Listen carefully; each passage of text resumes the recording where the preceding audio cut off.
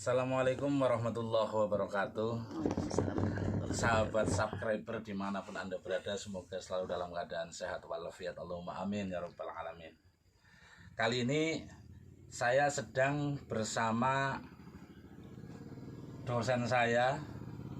Beliau adalah Dr. Fathul Aminuddin Aziz yang baru saja mendapat anugerah penghargaan sebagai PNS Inspiratif. Ini mirip sama statement dari Menteri Agama yang baru kita. Katanya agama inspiratif, bukan inspirasi, bukan aspirasi. Nah, ini Dr. Fathul Aminuddin Aziz baru dinobatkan sebagai salah satu ASN paling inspiratif di Indonesia. Luar biasa. Selamat ya Pak ya. Terima kasih. Lah, tapi pada sesi kali ini kita akan mencoba diskusi bukan di ranah ASN. Kita ingin diskusi tentang pandemi COVID-19 atau sering disebut dengan Corona.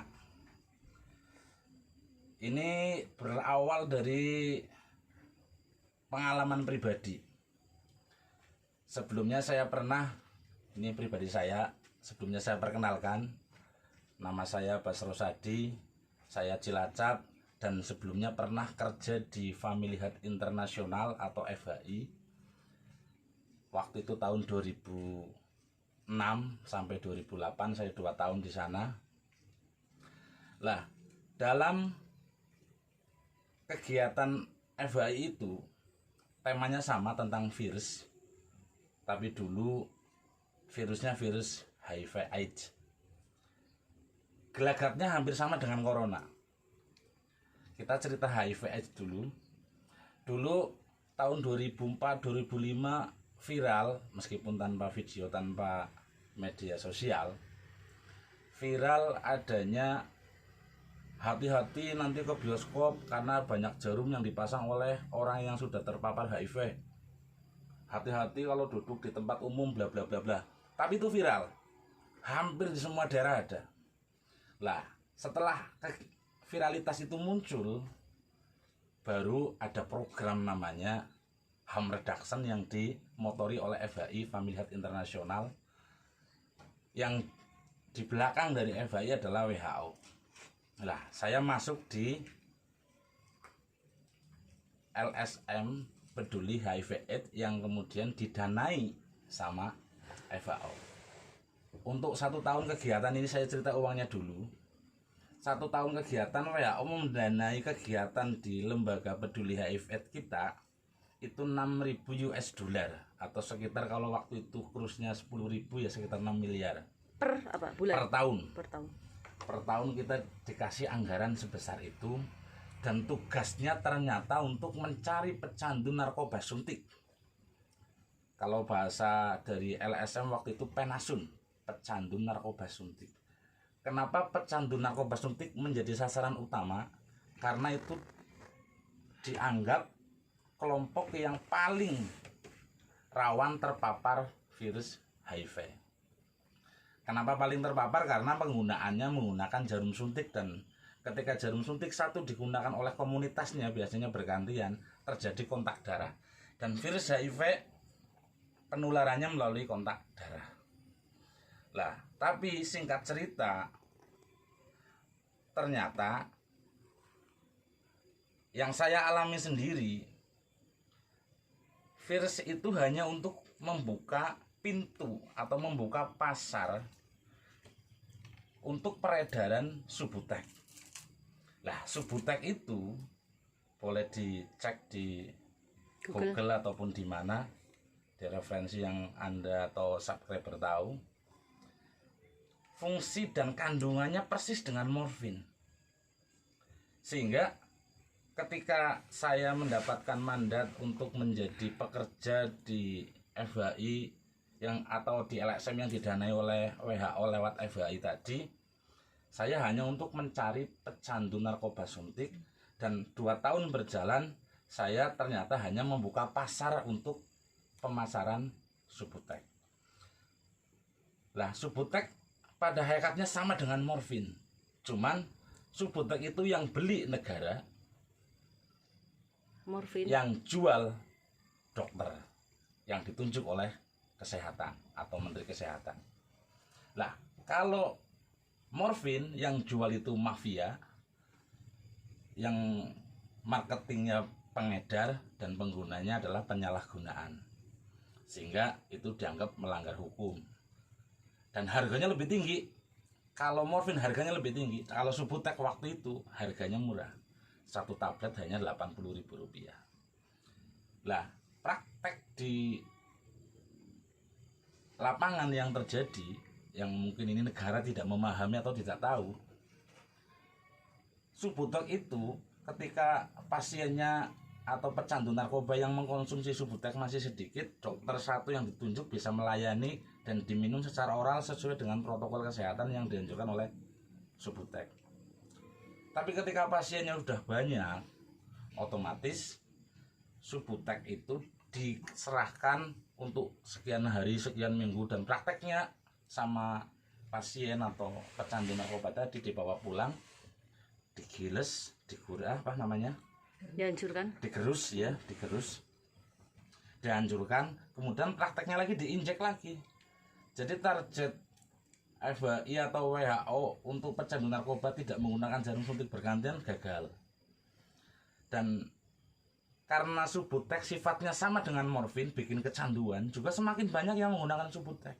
Malah dilegalkan ya.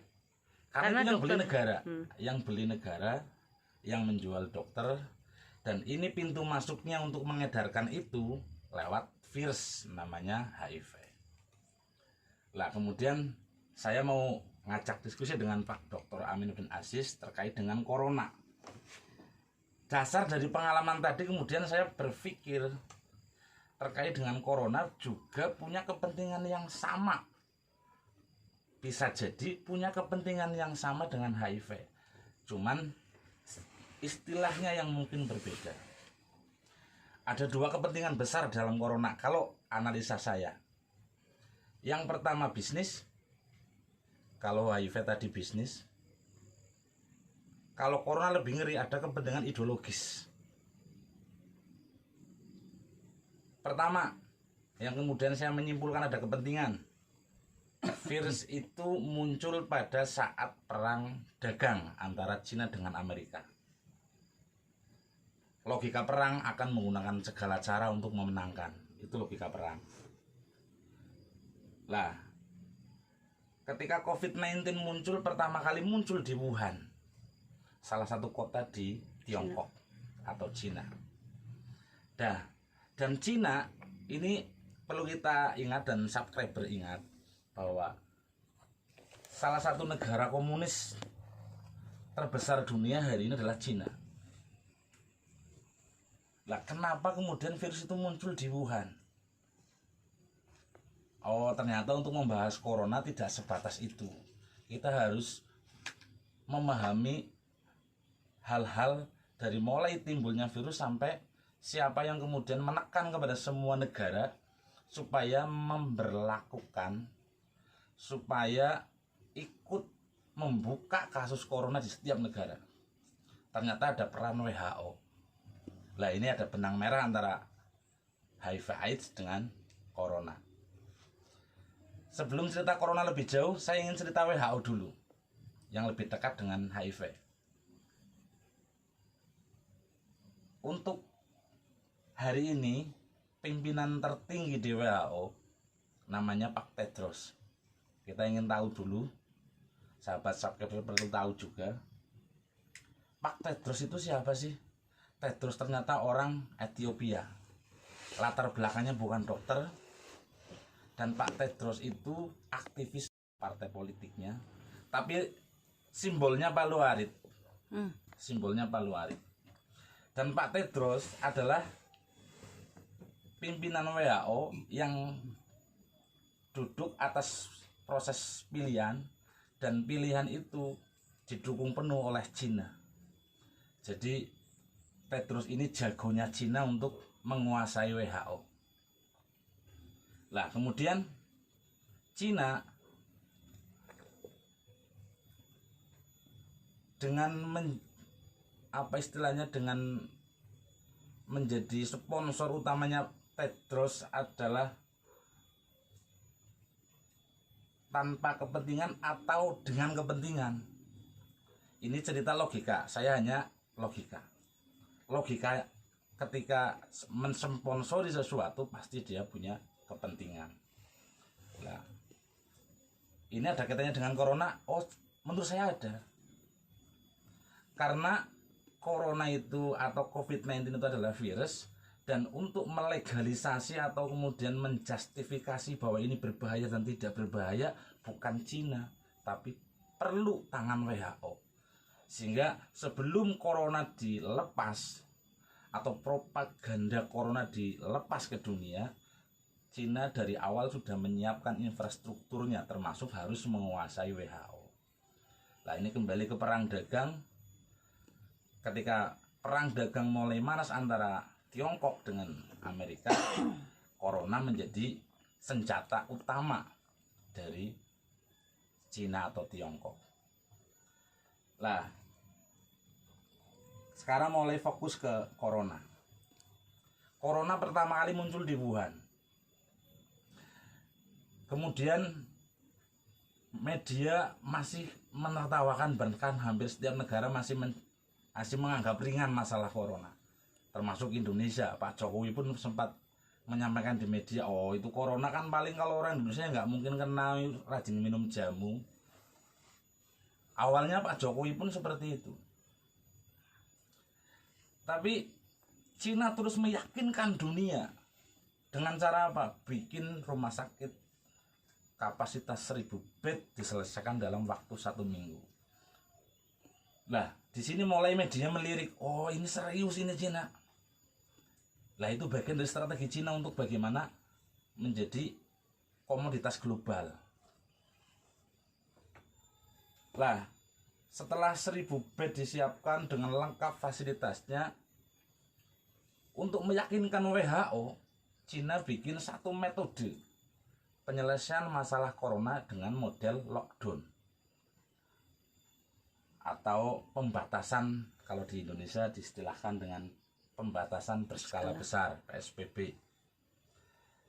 Lockdown bagi Cina itu biasa, karena di negara komunis tidak ada kekayaan pribadi, tidak ada kepemilikan pribadi, sehingga untuk mengeluarkan kebijakan lockdown di Wuhan atau di wilayah Tiongkok bagi mereka bukan masalah dan bukan hal yang luar biasa, karena itu memang sehari-hari negara komunis ya selalu memberikan kebutuhan masyarakatnya, menjamin kebutuhan masyarakatnya. Lah, ini berbeda ketika negara lain ikut menirukan cara penyelesaian corona dengan model atau metode lockdown dalam rangka untuk membatasi penyebaran. Maka semua negara yang tidak biasa atau bukan komunis pasti akan kalang kabut, ekonomi akan ambruk, dan itu bagian yang diharapkan dari strategi besar adanya virus corona. Nah, itu yang pertama. Yang kedua, Cina negara komunis. Sebelumnya ada negara besar yang berfaham komunis, yaitu Uni Soviet. Kemudian terjadi perang dingin tahun 50-an ya Pak Dokter ya. Perang dunia kedua yang kemudian diistilahkan dengan perang dingin atau perang ideologi antara komunisme dengan kapitalisme. Kemudian kemenangan di tangan Amerika CS dan sekutunya. Uni Soviet hancur di berbagai negara, termasuk Rusia. Komunisme sebagai sebuah ideologi apakah akan hanya diam ketika pernah kalah kemudian tidur pasrah diri? Logika saya tidak mungkin sebagai sebuah ideologi. Apapun nama ideologinya, contoh ideologi NU atau Ahlus Sunnah wal Jamaah sebagai sebuah ideologi, NU pun atau Aswajab pun bercita-cita semua negara di dunia mendirikan organisasi Nahdlatul Ulama yang berfaham Aswajab. seandainya mampu di semua negara harus ada NU-nya. Itu cerita ideologi, termasuk ideologi komunis. Setelah di Perang Dunia kalah, dia pun akan bercita-cita untuk bagaimana ke depan bisa menguasai dunia kembali. Lah, cara paling mungkin bagi Cina atau bagi komunis adalah bagaimana mengkomuniskan dunia tanpa proposal yang hard copy. Proposal corona itu paling mungkin. Ketika cerita tentang komunisme, apa sih komunis? Komunis identik dengan ateis, satu ya, anti Tuhan, karena agama dianggap sebagai penghalang produktivitas masyarakat. Karena orang-orang yang beragama seling banyak doa ketimbang kerja. Itu yang kemudian jadi dianggap atau diasumsikan sebagai ateis. Termasuk di Tiongkok, orang yang aktif di Partai Komunis Tiongkok tidak boleh beragama karena agama dianggap. Nah, hari ini semua agama kena dampak corona. Semua agama Islam tidak boleh melakukan pengajian, berkerumun, kemudian sholat pun harus jaga jarak. Bahkan ritual yang paling dinanti oleh masyarakat Islam dunia untuk haji pun harus ditunda, umroh pun harus dibatasi. Ini kan corona sudah mengatur dunia. Itu kaitannya dengan agama. Terus yang kedua, budaya. Komunisme punya cita-cita adanya satu budaya